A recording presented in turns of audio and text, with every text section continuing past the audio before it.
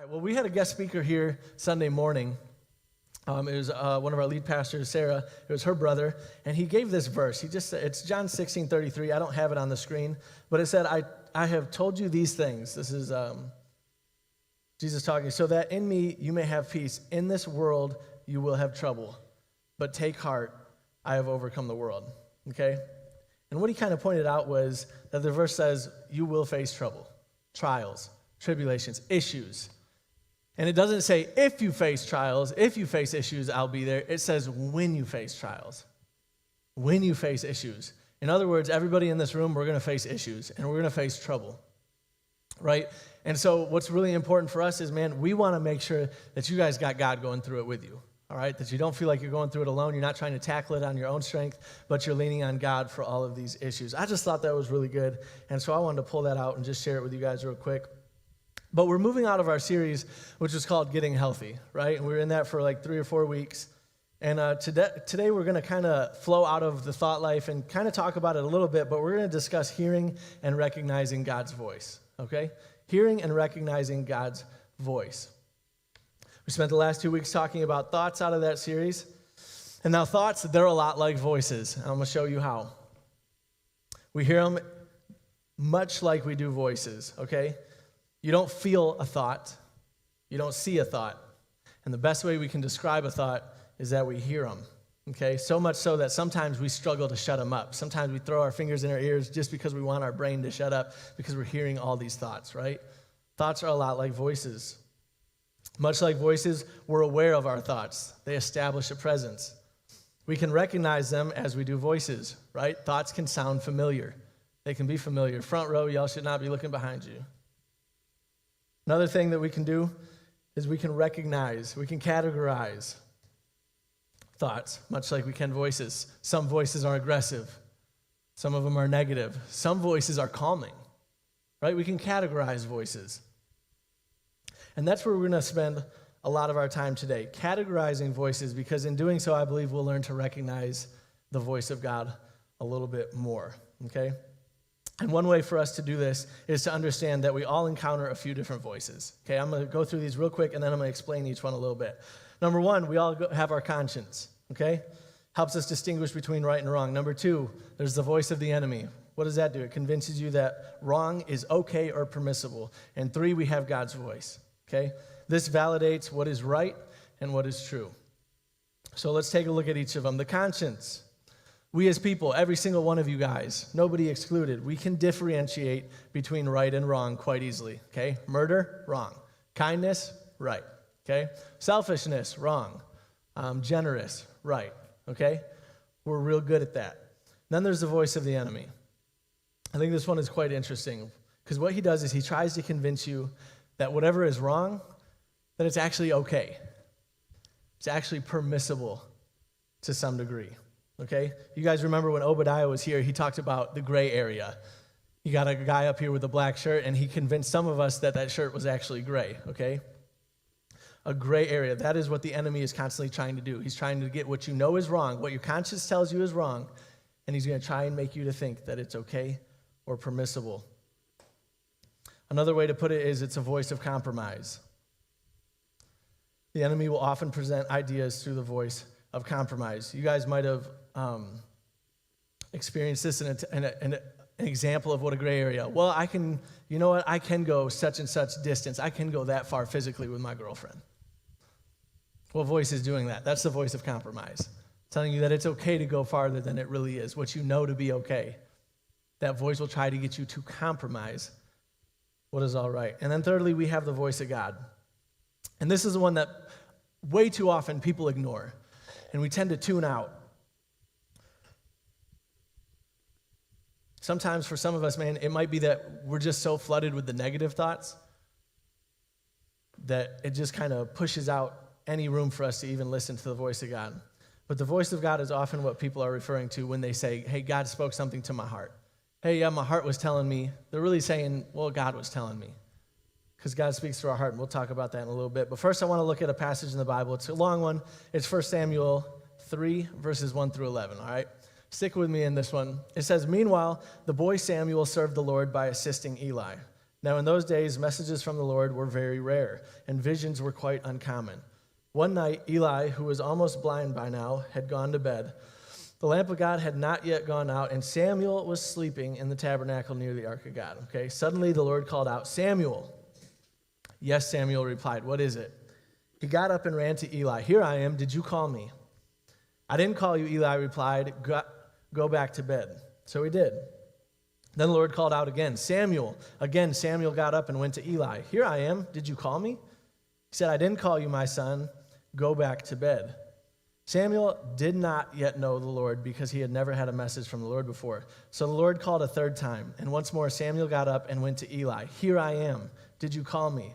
It says, then Eli realized it was the Lord who was calling the boy. So he said to Samuel, "Go lie down again, and if somebody calls you again, say, 'Speak, Lord, your servant is listening.'" So Samuel went back to bed, and the Lord came and called as before, "Samuel, Samuel." And Samuel replied, "Speak, your servant is listening." And then it says, the Lord said to Samuel, "I'm about to do a shocking thing in Israel." The next few verses go on telling him what he's going to do in Israel, not really pertinent to what we're talking about today. But something we can quickly recognize in this story is that Samuel didn't recognize God's voice. He didn't recognize it. He was hearing it just fine, okay? But he hadn't learned to recognize it yet. To his knowledge, he had never heard it before. This passage says the voice of the Lord was rare then. Guys, it's not rare anymore, okay?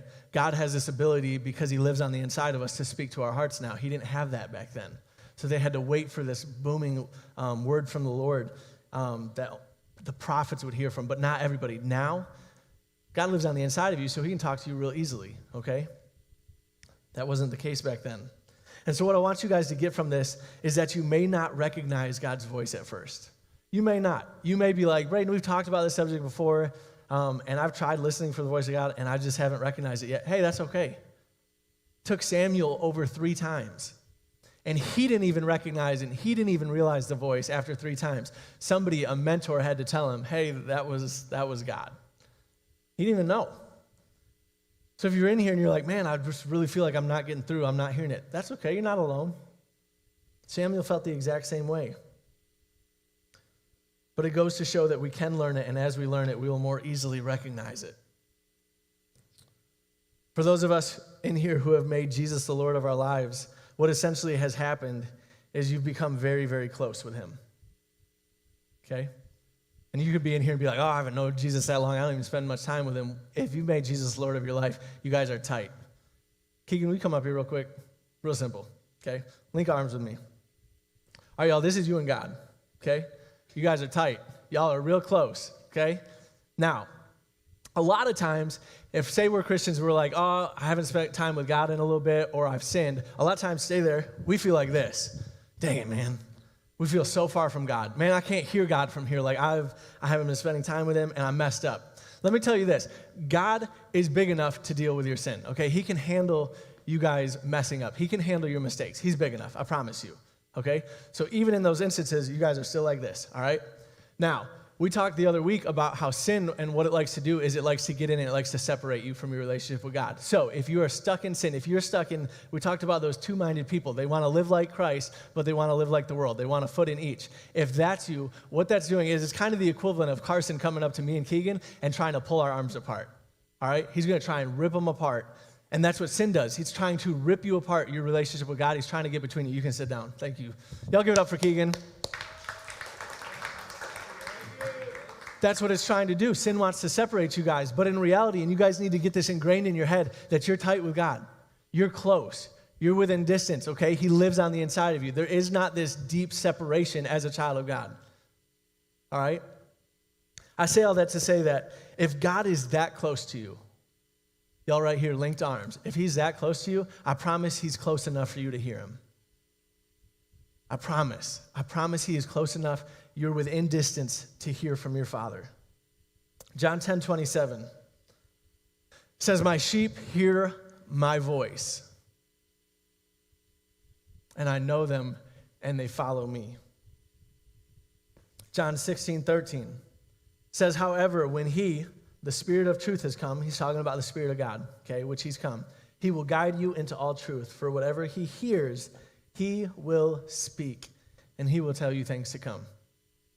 Not only does this tell us that God is a vocal God, all right? He's not up there, lips sealed, just sitting there watching, right?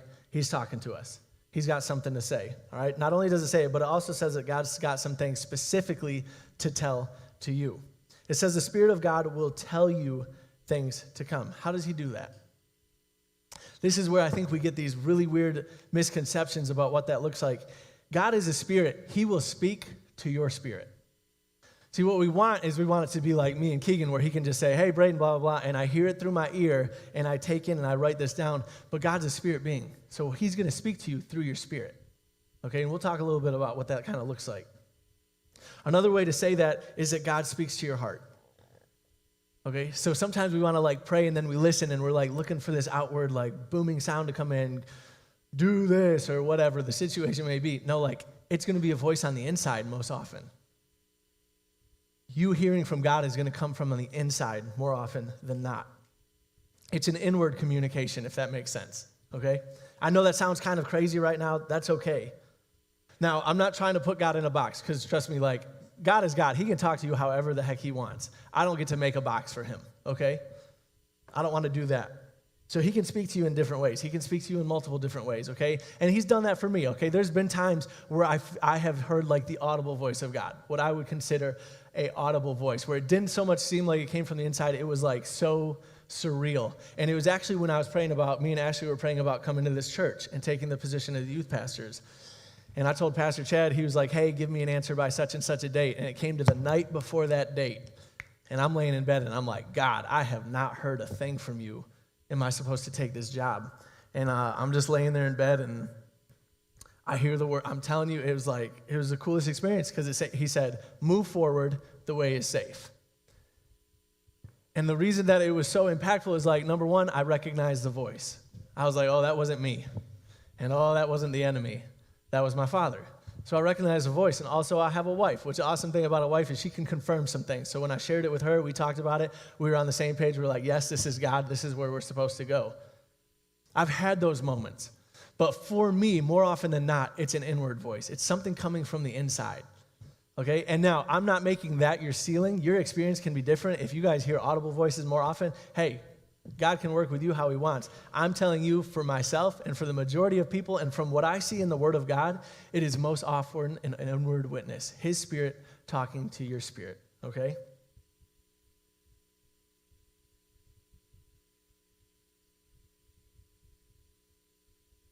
I would say it's probably safe to say that most of you, if not all of you guys, have experienced God speaking to your heart. Most likely, you just had a Samuel moment and you didn't recognize that it was him. Isn't that kind of crazy to think about?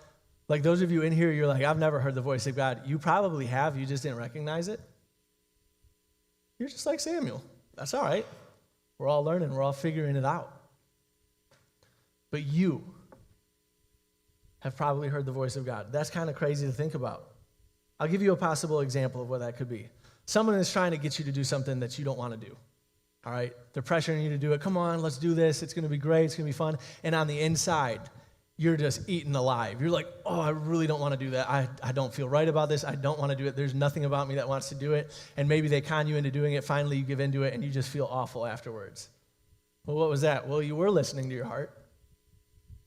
But then the voice of compromise got a little bit louder, and you decided to go with that. See, we can have this voice talking to us, and we don't even realize it, that it can be the voice of God saying, hey, don't do that. Hey, that's a mistake. And it's when we choose to listen to the voice of compromise that we override that. And we think because it wasn't like this audible, booming voice that we haven't been hearing from God. I think we know how to listen to our heart and the voice of God better than we think. We maybe just failed to recognize that it was him. Let's look at John 14:26 real quick. It says, but the advocate, the Holy Spirit, whom the Father will send in my name, will teach you all things and will remind you of everything I have said to you. It says remind you of everything. Guys, remind refers to your memory. Memory is of the heart and of the mind, okay? So when you think, oh, well, is that thought, could that really have come from God, or is that just my mind? It says right here, he will teach you all things, and he will remind you. He will bring to remembrance. What do you guys use to remember things? Your mind. So absolutely, God can speak to you through your heart and through your mind. We can look for his voice in those places.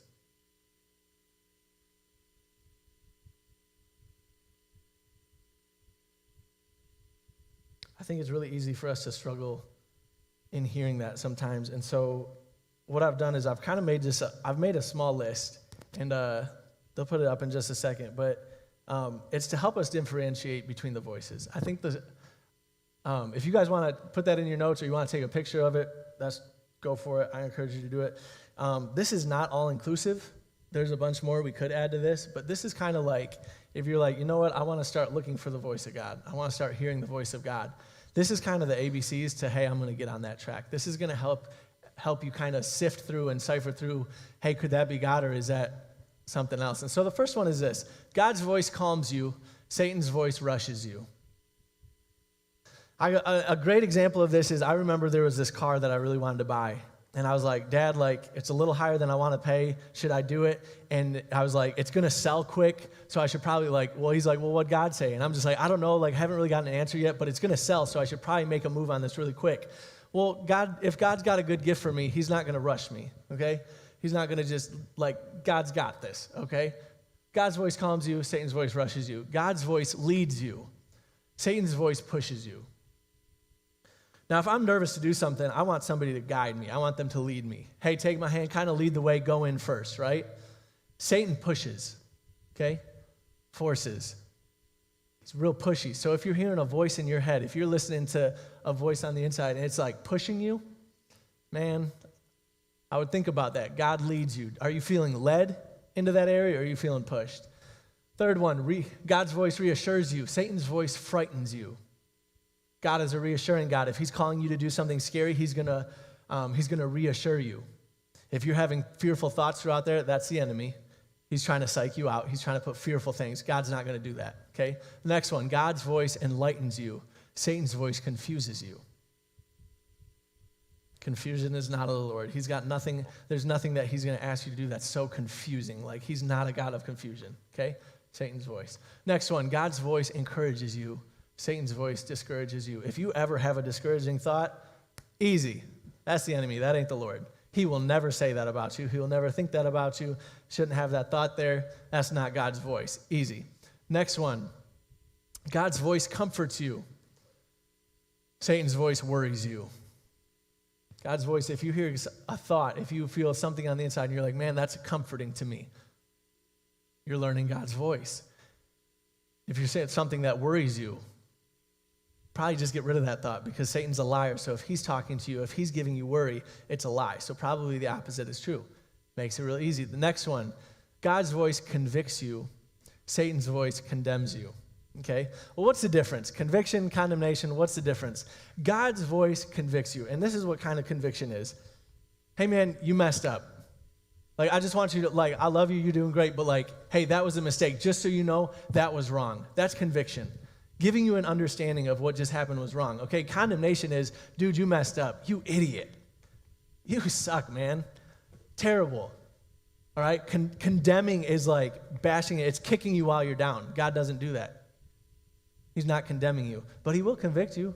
He will make you aware of the issue. He will make you aware of sin. He will make you aware of mistakes. Okay? So if you're facing condemnation, hey, I've been messing up, hey, I've really been letting my family down, that's not God condemning you. I promise you. You're listening to the voice of the enemy. Last one. God's voice draws you to what's right. Satan's voice draws you to what's wrong. If you feel yourself being pulled to what may look like a gray area, probably not God, guys. He's going to keep you out of the gray. All right, right and wrong. He created your conscience. There's a reason you know what's right and wrong. You start getting in that gray area, it's really messy, all right? Now, like I said, this is not all-inclusive, but this should be a really helpful way for you guys to start sifting through your thought life.